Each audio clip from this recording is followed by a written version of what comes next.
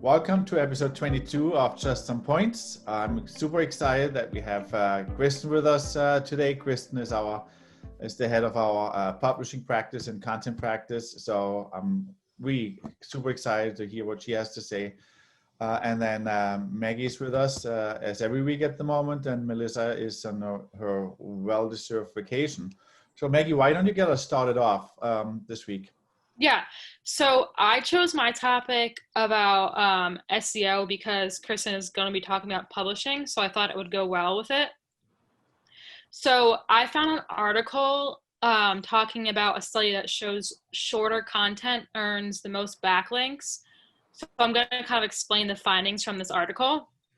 So a company called Fractally analyzed over 5,000 articles to find that most linked to articles are roughly 695 words in length.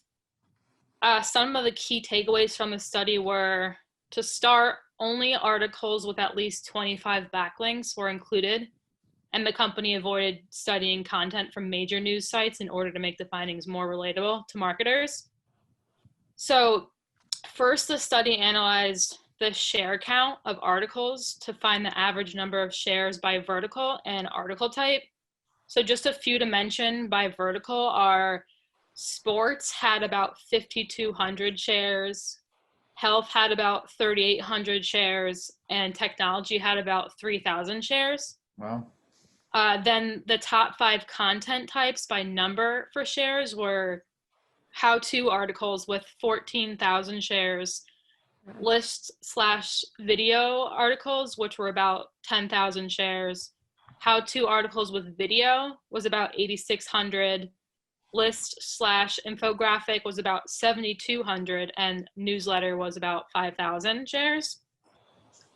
Then they also talked about the top 5 most shared article types by vertical, but for time's sake, I'm just going to talk about what they found for the health industry as it relates to us. Right. So number 1 they found was the how-to articles, 2 was newsletter, 3 was list/general article, 4 was a what post, and 5 was a general article.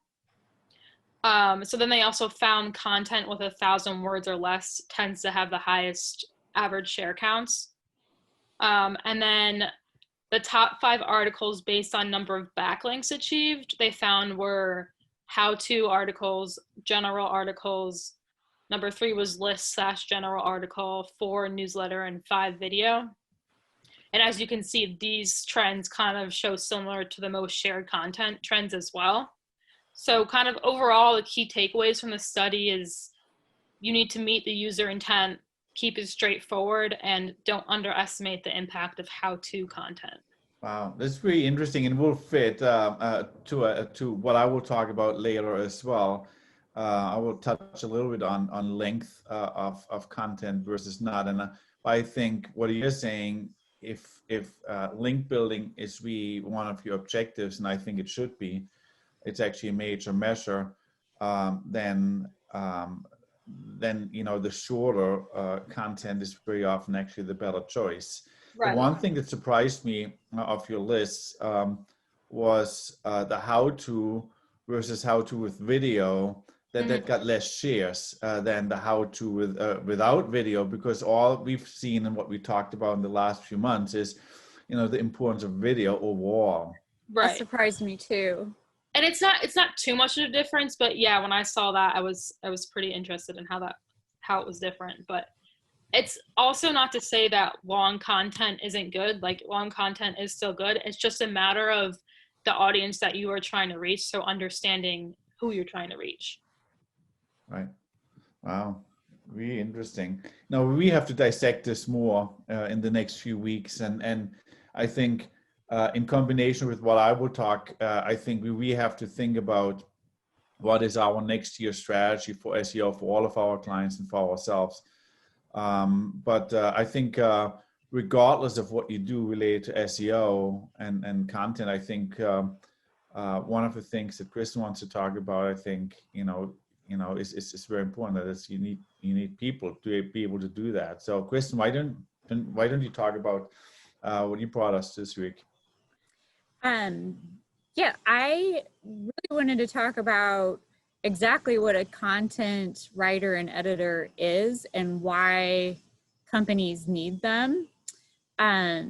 All businesses, they want to save money, especially right now with the pandemic going on. And so we see them eliminating services that they're paying for, like marketing services that they consider expenses that aren't really expenses. Marketing is a pipeline for you to maintain and get new business.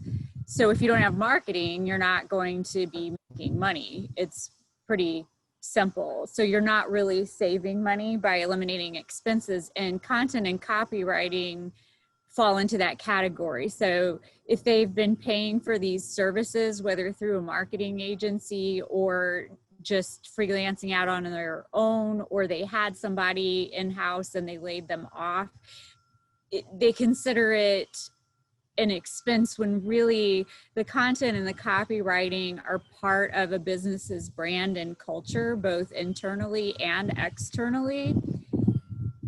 And I think, because I've heard from a lot of other businesses, people tend to think, well, it's not that hard. I can read and write. I can do that myself. So I'll just save money and I'll have so-and-so do it, or we'll rotate the things. But content services they are an entirely separate industry that does not fall into a particular business's area of expertise, which is why that is a problem, because they don't have experience in how to write, how to do it correctly.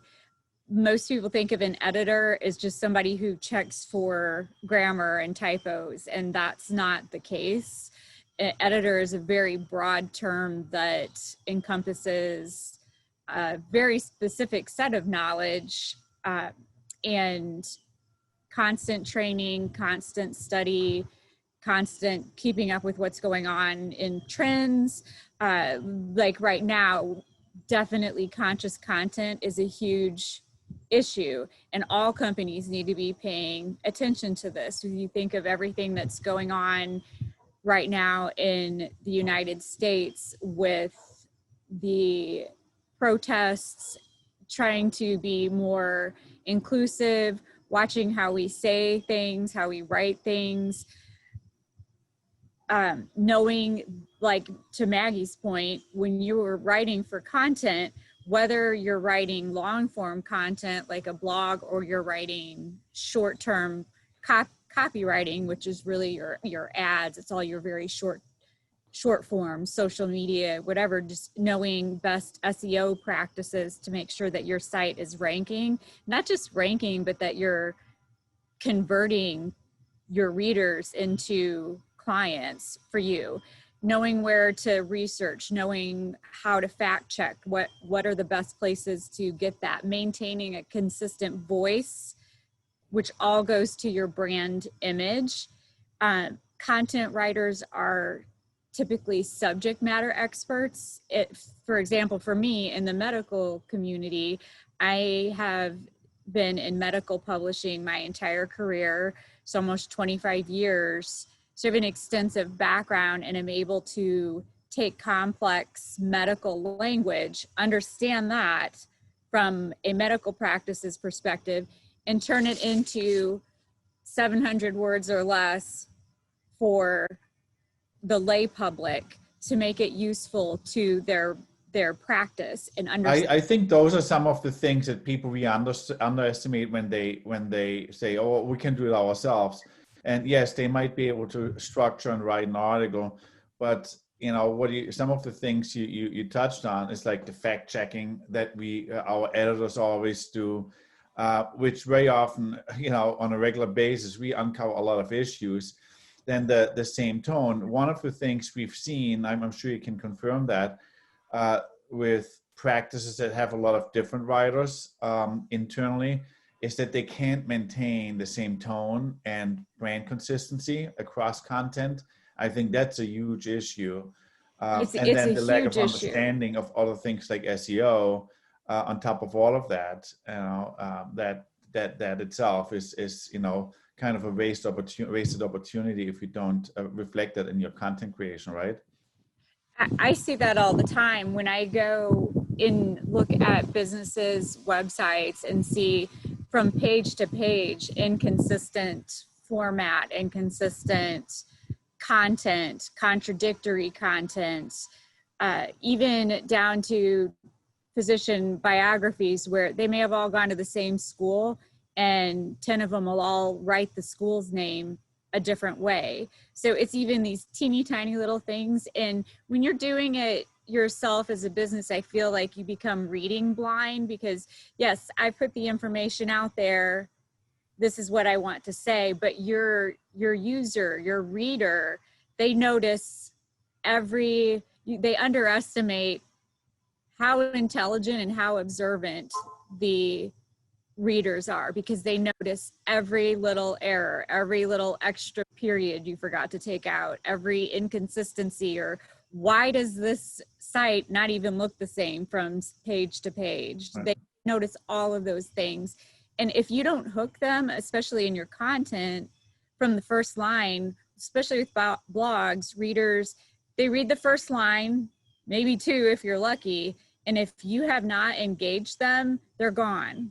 They're not going to stay there. And then they're going to scan the rest, which I think goes to Maggie's point with I think that's why how to is probably shared so much is because you can easily, this is how you do it. Here's just a very simple, but it's not that simple to hook somebody with that, get them to say, hey, this is super useful and share it. Kristen, let me ask you a question. So for practices or for businesses with a tight budget, that let's say they can't afford a lot of the content writing, outsource the content writing, but they want to make sure that they do have some consistency and quality overall. Is writing your own content, but engaging an editor at a minimum on top of that, outsource the editing afterward? Is that an option? It's definitely an option. We actually at Points have a couple clients that do exactly that. They prefer to write their own content. They're smaller, so they have a much smaller budget.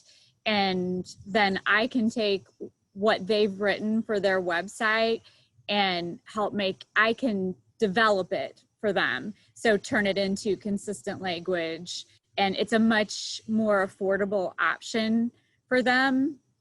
Is it going to be as fantastic as if they were hiring out full service everything?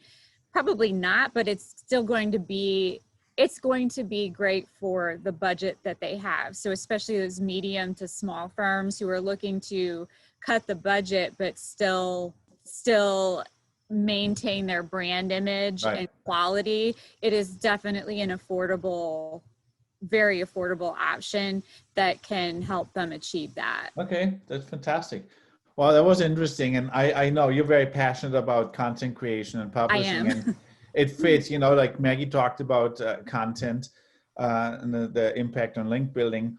Let me move on and talk a little about SEO. It's kind of on the same boat, more or less, but one of the themes I have been, keep seeing over the years is clients are saying, SEO, what is it about? What are you guys actually doing? And the problem with SEO is that it's constantly changing and the complexity is really huge. And it's very hard sometimes to comprehend as a client, especially if you're not in the details. So I came up with my top, I think 8 list of things you really should focus on for next year, 2021, as it relates to SEO. The list could be longer, but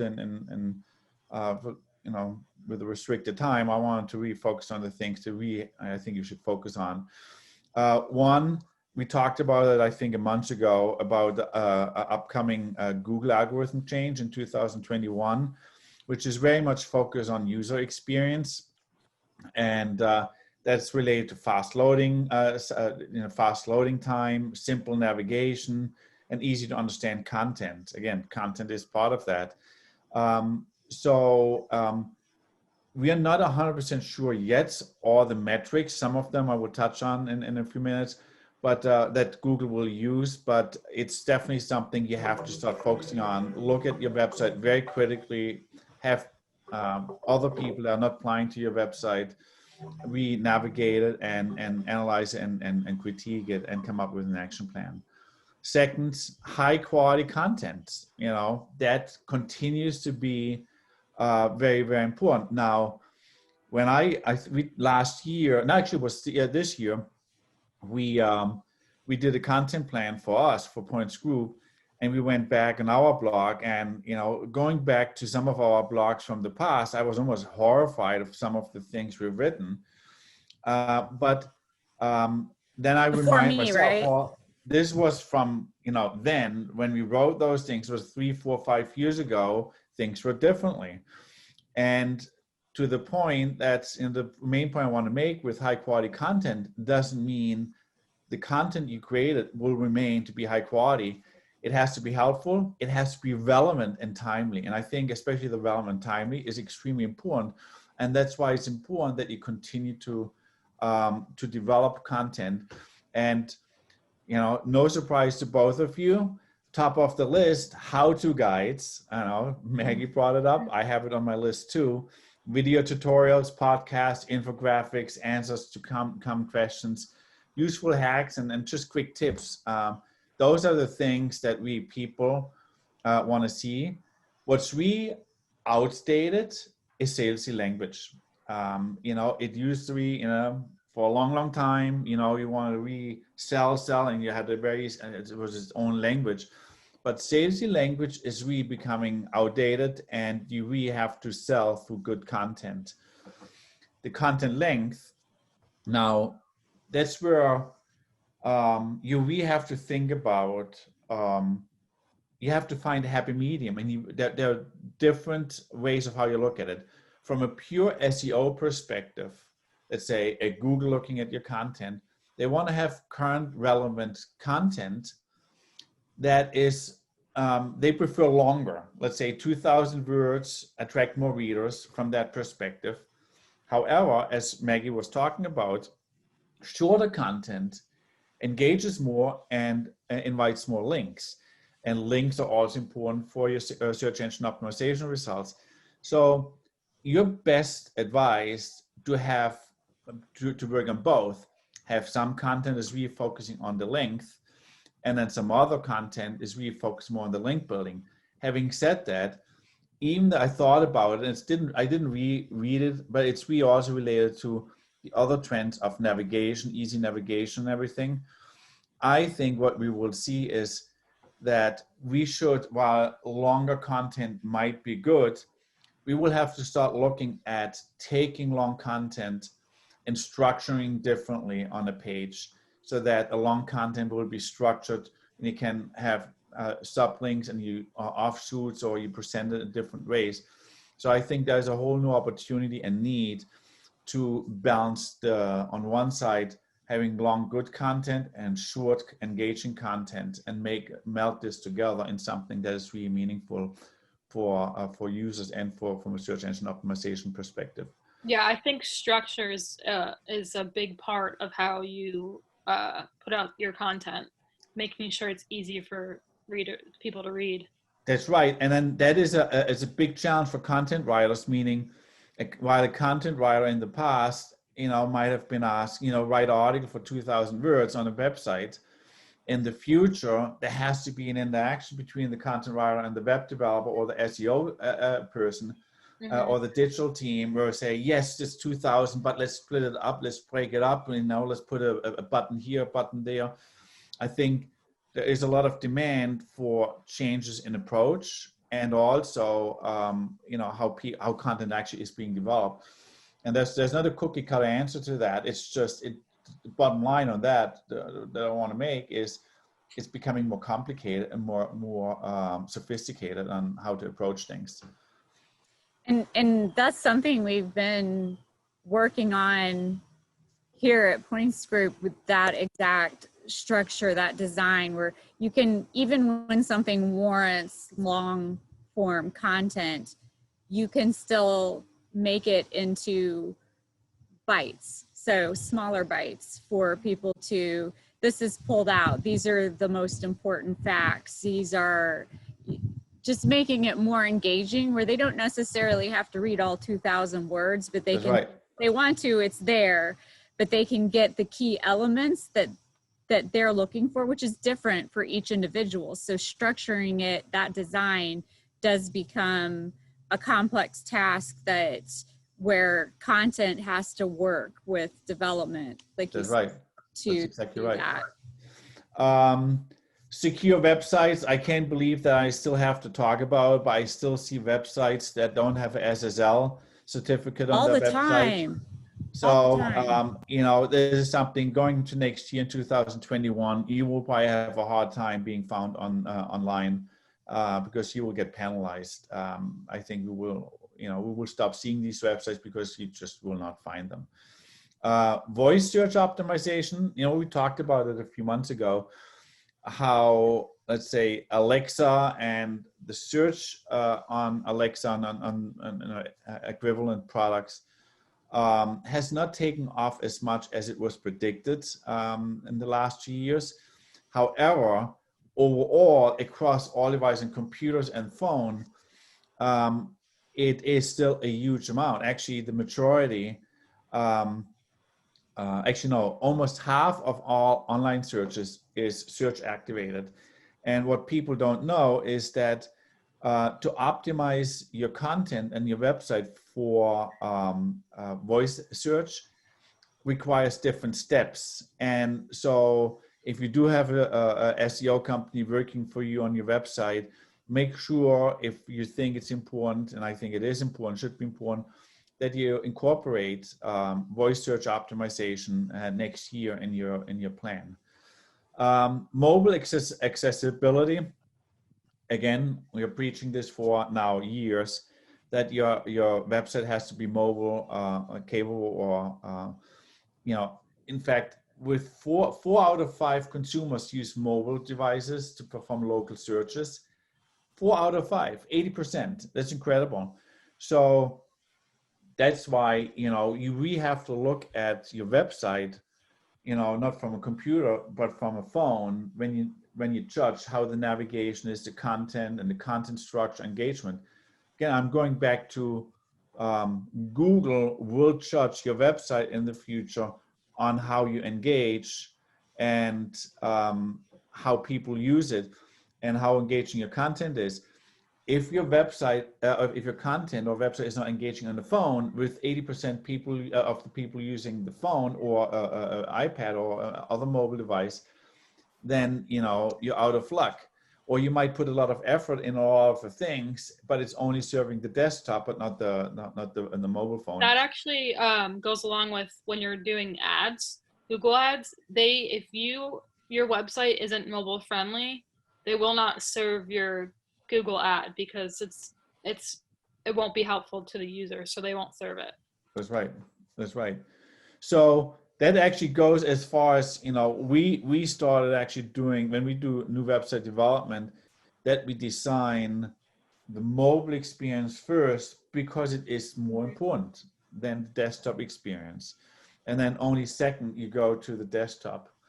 And then last is click-through and dwell time. And it's kind of related to engagement, meaning it will be more measured and will flow into your search engine optimization ranking, how much people click through on your content, not only to your content, but also from your content, and how much time they spend dwell on your website. Yeah, there's a list of at least another 15 or 20 things that are important for search engine optimization. And even that list, I'm sure, would be incomplete. The bottom line of all of that is, you know, what Maggie talked about and Kristen talked about and I talked about. You really have to make SEO a significant part of your marketing spend, because that's really where the money is being not only put, but also where you earn your money. and get a return on investment. I hope this was helpful. It was episode 22. Hope to see you next week. Bye.